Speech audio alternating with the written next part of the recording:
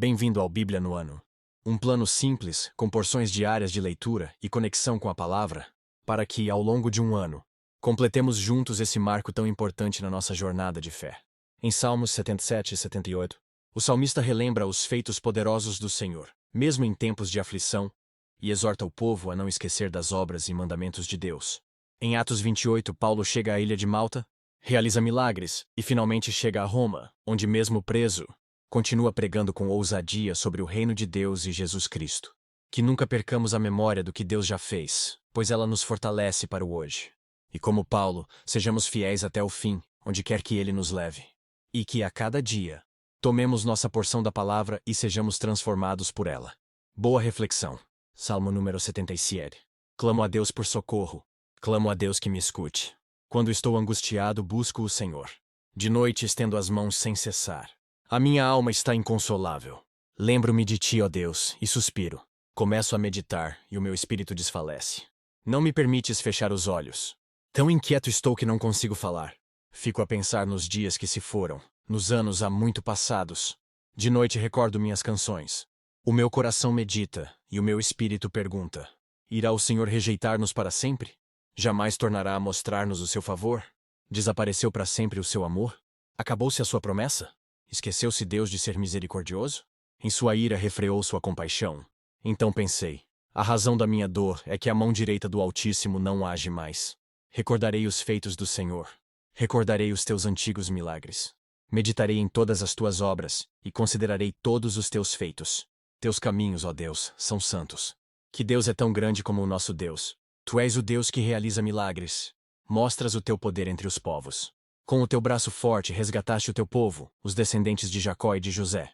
As águas te viram, ó Deus, as águas te viram e se contorceram. Até os abismos estremeceram. As nuvens despejaram chuvas, ressoou nos céus o trovão. As tuas flechas reluziam em todas as direções. No redemoinho estrondou o teu trovão, os teus relâmpagos iluminaram o mundo. A terra tremeu e sacudiu-se. A tua vereda passou pelo mar, o teu caminho pelas águas poderosas, e ninguém viu as tuas pegadas. Guiaste o teu povo como a um rebanho pela mão de Moisés e de Arão. Salmo número 78. Povo meu, escute o meu ensino. Incline os ouvidos para o que eu tenho a dizer. Em parábolas abrirei a minha boca. Proferirei enigmas do passado. O que ouvimos e aprendemos. O que nossos pais nos contaram. Não os esconderemos dos nossos filhos. Contaremos à próxima geração os louváveis feitos do Senhor, o seu poder e as maravilhas que fez. Ele decretou estatutos para Jacó, e em Israel estabeleceu a lei, e ordenou aos nossos antepassados que a ensinassem aos seus filhos, de modo que a geração seguinte a conhecesse, e também os filhos que ainda nasceriam, e eles, por sua vez, contassem aos seus próprios filhos. Então eles porão a confiança em Deus. Não esquecerão os seus feitos e obedecerão aos seus mandamentos. Eles não serão como os seus antepassados, obstinados e rebeldes, povo de coração desleal para com Deus, gente de espírito infiel. Os homens de Efraim, flecheiros armados, viraram as costas no dia da batalha. Não guardaram a aliança de Deus e se recusaram a viver de acordo com a sua lei. Esqueceram o que ele tinha feito, as maravilhas que lhes havia mostrado. Ele fez milagres diante dos seus antepassados na terra do Egito, na região de Zoã. Dividiu o mar para que pudessem passar. Fez a água erguer-se como um muro. Ele os guiou com a nuvem de dia e com a luz do fogo de noite. Fendeu as rochas no deserto e deu-lhes tanta água como a que flui das profundezas. Da pedra fez sair regatos e fluir água como um rio. Mas contra ele continuaram a pecar, revoltando-se no deserto contra o Altíssimo. Deliberadamente puseram Deus à prova, exigindo o que desejavam comer. Duvidaram de Deus, dizendo: poderá Deus preparar uma mesa no deserto? Sabemos que quando ele feriu a rocha, a água brotou e jorrou em torrentes. Mas conseguirá também dar-nos de comer? Poderá suprir de carne o seu povo? O Senhor os ouviu e enfureceu-se. Atacou Jacó com fogo, e sua ira levantou-se contra Israel, pois eles não creram em Deus nem confiaram no seu poder salvador.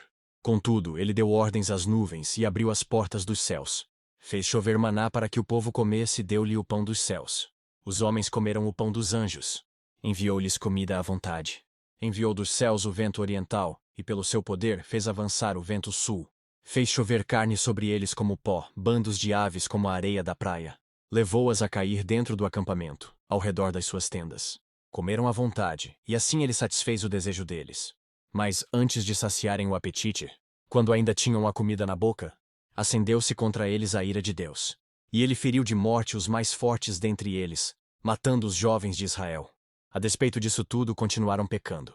Não creram nos seus prodígios. Por isso ele encerrou os dias deles como um sopro, e os anos deles em repentino pavor. Sempre que Deus os castigava com a morte, eles o buscavam. Com fervor se voltavam de novo para ele. Lembravam-se de que Deus era a sua rocha, de que o Deus Altíssimo era o seu Redentor. Com a boca o adulavam, com a língua o enganavam. O coração deles não era sincero. Não foram fiéis à sua aliança. Contudo, ele foi misericordioso. Perdoou-lhes as maldades e não os destruiu. Vez após vez conteve a sua ira, sem despertá-la totalmente. Lembrou-se de que eram meros mortais, brisa passageira que não retorna. Quantas vezes mostraram-se rebeldes contra ele no deserto, e o entristeceram na terra solitária. Repetidas vezes puseram Deus à prova. Irritaram o Santo de Israel. Não se lembravam da sua mão poderosa, do dia em que os redimiu do opressor, do dia em que mostrou os seus prodígios no Egito, as suas maravilhas na região de Zoã, quando transformou os rios e os riachos dos egípcios em sangue, e não mais conseguiam beber das suas águas, e enviou enxames de moscas que os devoraram, e rãs que os devastaram, quando entregou as suas plantações às larvas, a produção da terra aos gafanhotos, e destruiu as suas vinhas com a saraiva e as suas figueiras bravas com a geada, quando entregou o gado deles ao granizo, os seus rebanhos aos raios, quando os atingiu com a sua ira ardente, com furor, indignação e hostilidade, com muitos anjos destruidores. Abriu caminho para a sua ira. Não os poupou da morte, mas os entregou à peste. Matou todos os primogênitos do Egito, as primícias do vigor varonil das tendas de Cam. Mas tirou o seu povo como ovelhas e o conduziu como a um rebanho pelo deserto. Ele os guiou em segurança, e não tiveram medo. E os seus inimigos afundaram-se no mar. Assim os trouxe à fronteira da sua terra santa, aos montes que a sua mão direita conquistou. Expulsou nações que lá estavam, distribuiu-lhes as terras por herança, e deu suas tendas às tribos de Israel para que nelas habitassem. Mas eles puseram Deus à prova, e foram rebeldes contra o Altíssimo. Não obedeceram aos seus testemunhos. Foram desleais e infiéis, como os seus antepassados, confiáveis como um arco defeituoso. Eles o irritaram com os altares idólatras. Com os seus ídolos lhe provocaram ciúmes. Sabendo-o Deus, enfureceu-se e rejeitou totalmente a Israel. Abandonou o tabernáculo de Siló, a tenda onde habitava entre os homens. Entregou o símbolo do seu poder ao cativeiro e o seu esplendor nas mãos do adversário. Deixou que o seu povo fosse morto à espada, pois enfureceu-se com a sua herança. O fogo consumiu os seus jovens, e as suas moças não tiveram canções de núpcias. Os sacerdotes foram mortos à espada. As viúvas já nem podiam chorar. Então o Senhor despertou como que de um sono, como um guerreiro exaltado pelo vinho. Fez retroceder a golpes os seus adversários e os entregou à permanente humilhação. Também rejeitou as tendas de José, e não escolheu a tribo de Efraim. Ao contrário, escolheu a tribo de Judá e o monte Sião, o qual amou.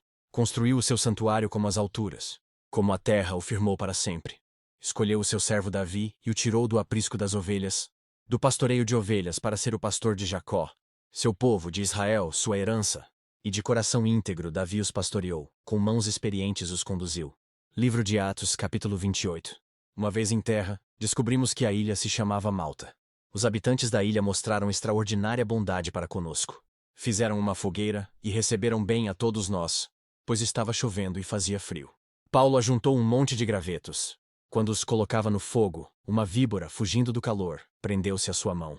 Quando os habitantes da ilha viram a cobra agarrada na mão de Paulo, disseram uns aos outros: certamente este homem é assassino, pois tendo escapado do mar, a justiça não lhe permite viver. Mas Paulo, sacudindo a cobra no fogo, não sofreu mal nenhum.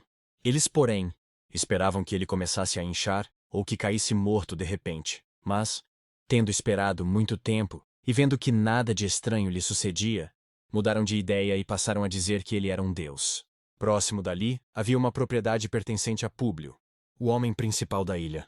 Ele nos convidou a ficar em sua casa e, por 3 dias, bondosamente nos recebeu e nos hospedou. Seu pai estava doente, acamado, sofrendo de febre e disenteria. Paulo entrou para vê-lo e, depois de orar, impôs-lhe as mãos e o curou. Tendo acontecido isso, os outros doentes da ilha vieram e foram curados. Eles nos prestaram muitas honras e, quando estávamos para embarcar, forneceram-nos os suprimentos que necessitávamos. Passados 3 meses, embarcamos num navio que tinha passado o inverno na ilha.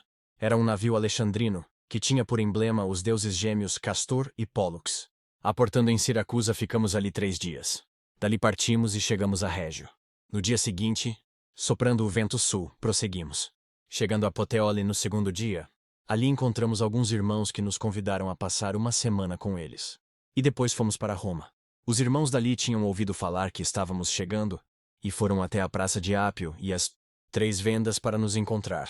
Vendo-os, Paulo deu graças a Deus e sentiu-se encorajado.